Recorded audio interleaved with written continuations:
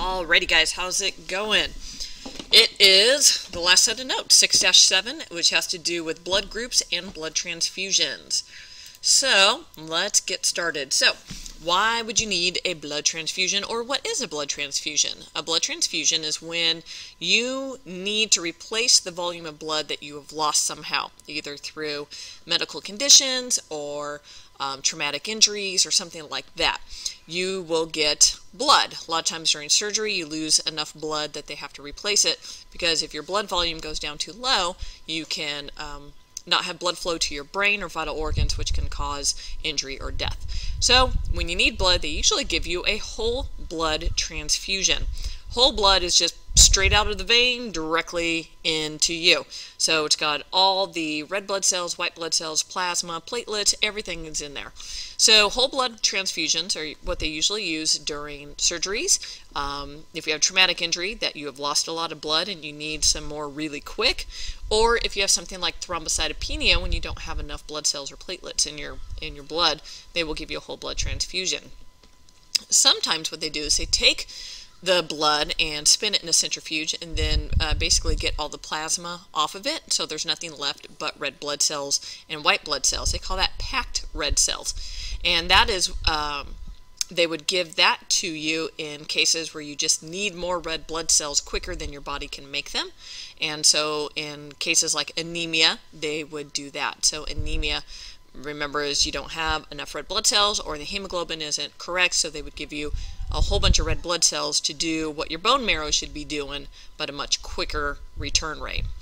Now, blood is good on the shelf for about 35 days, so a little over a month, at about 4 degrees Celsius, so just a tad above freezing. So that's why blood banks are always in need of blood, because once they get the blood, it's only good for a month, and if they don't use it, they have to get rid of it. So they're always looking for more blood supply. Alright, now blood groups. We have a couple of different types of blood, type A, type B, type AB, and type O.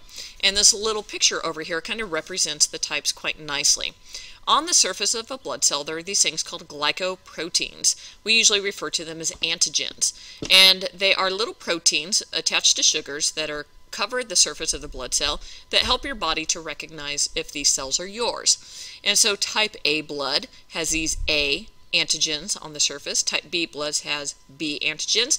Type AB blood has, get this, type A and B antigens, and then type O blood has no antigens whatsoever. Now the antigens are also referred to as agglutinogens.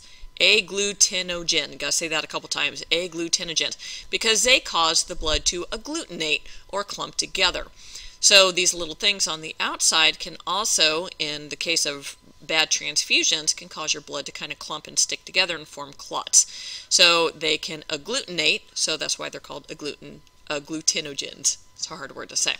Okay, so this picture kind of represents the agglutinogens quite nicely. Now, in your plasma, you have antibodies that are specifically looking for those antigens, agglutinogens, and so what they do is they look for the ones that don't match. So like if you have type A blood and you've got these little A antigens on the surface, you're going to have B antibodies floating around in your plasma. If you have type B blood, you're going to have little A antibodies looking for B's. Looking for A's. And then if you have type AB blood, well, you don't have any, because if you had A, you'd kill yourself. If you had B, you'd kill yourself. So there's none in your body. And then if you have type O blood, well, I'm looking for both A's and B's to destroy. So this type of blood can't get anything but O, or else it would destroy it. So the antibodies are also referred to as, agglutinins. So we have the antigen is agglutinogens, and then we have antibodies, which are agglutinins. Okay, so this picture right here kind of shows you quite nicely the antigens and the antibodies located in a person with that type of blood. So type A has B, B has A, AB has none, and O has both A and B. So what happens when you get the wrong type of blood? I lied. Let me back up a minute. Let's talk about Rh factor first. So your blood type could be A positive, A negative, O positive, O negative, and so on. So all the 4 different types of blood groups can have a plus or a minus on there. So there's another protein found on the surface of your blood cell called the Rh factor. The Rh stands for the rhesus monkey, who this was discovered in years ago. So Rh factor is, if you have this protein, you are positive, so you're Rh positive, so you're A positive, O positive. And if you don't have this factor on your blood, you are negative, so like AB negative, B negative. You don't have it. 85% of the people are positive. So here's what happens.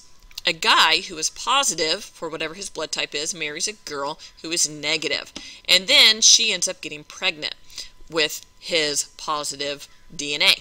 Now, positive is dominant over negative, so that means baby is going to be positive no matter what. Well, some of these positives slip into mom's bloodstream, and then what ends up happening is your body goes, ooh, that's bad, that's not supposed to be there.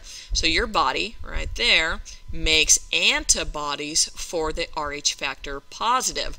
So next time you get pregnant, when your body makes the baby who's going to be positive because of dad, you've already got these guys that are looking to seek and destroy anything with positive. And so what ends up happening is your baby will end up being damaged. The red blood cells, brain activity, all sorts of stuff. So what ends up happening is when you're pregnant the first time and you're negative, then the doctor will give you a shot to make sure that you don't make any of the antibodies. Like that. So it gets rid of all the antibodies, so that way the next time you get pregnant with another positive baby, there's no antibodies there to destroy it. Kind of a nice thing. So that's the case with me and my husband. My husband was positive, I was negative. So when I was pregnant, about 18 weeks along, they give you a shot to destroy anything that might have built up. And the not so nice part is after you have the baby comes out, they go roll over and they put a big old needle in your butt and they give you another shot just to make sure you don't make any more. So it's like, oh, not only did I just push a child out, now I get a giant needle in my booty. So not very nice. Okay, now what happens when I get the wrong type of blood? So you get a transfusion reaction. That occurs when the donated blood is mismatched with the recipient's blood.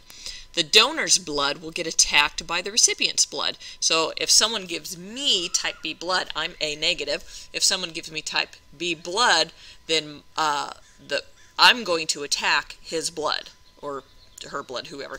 And so what happens is I get lots of little clots, and these clots kind of fill up all these little teeny tiny vessels. They fill up all the vessels, teeny tiny vessels like capillaries, and these clots start plugging up your whole entire body. This causes your red blood cells to explode, to rupture, and that releases hemoglobin to the bloodstream, which normally isn't that bad of a thing, but when you get lots of hemoglobin, it tends to get the hemoglobin goes into your kidney and starts clogging things up. But the fact that your cells are exploding, one, is going to cause your body not to be able to carry as much oxygen, so your cells are going to die due to not having any oxygen, and two, all the clumps that are forming are going to prevent the tissues from not getting oxygen due to blocked blood flow. So very, very bad. So all that excess hemoglobin that we said was floating around in your blood is going to get trapped into the loops in the kidney, and it's going to turn into like a crystal, and that can cause kidney failure. If your kidney doesn't work, well, then you die. Some other things that can be treated is fever, chills, low blood pressure, rapid heartbeat, nausea, vomiting. So it sounds really nasty, but it's easy fix. You just have to basically dilute the blood and just do what you can to support them until they get better, because your body will eventually destroy it. So if it doesn't cause kidney damage and it doesn't cause a blockage of too many tissues, you can wait it out, but it's not very nice. Excuse me. All the blood types that we have two main important ones. We have the universal donor, which is the one who can give to anybody. That's type O blood. The reason why? There's nothing for your body to attack. He has no antigens on the surface of the blood cell, and so therefore there's nothing for your body to attack. So anybody can get O, more specifically O negative. O positive, I can still react with the positives if I have negative blood. But if I'm O negative, it's a nice, smooth, clean cell, nothing to destroy. Now the universal recipient is type AB blood because there's no antibodies found in their plasma to react with. So there's no antibodies that will seek and destroy the A's or the B's to cause clumping and all that kind of stuff. So if you have type O blood, they want your blood because they can give it to anybody. And if you were going into the hospital, I would totally want AB blood because they can give me anybody's blood. It does not matter.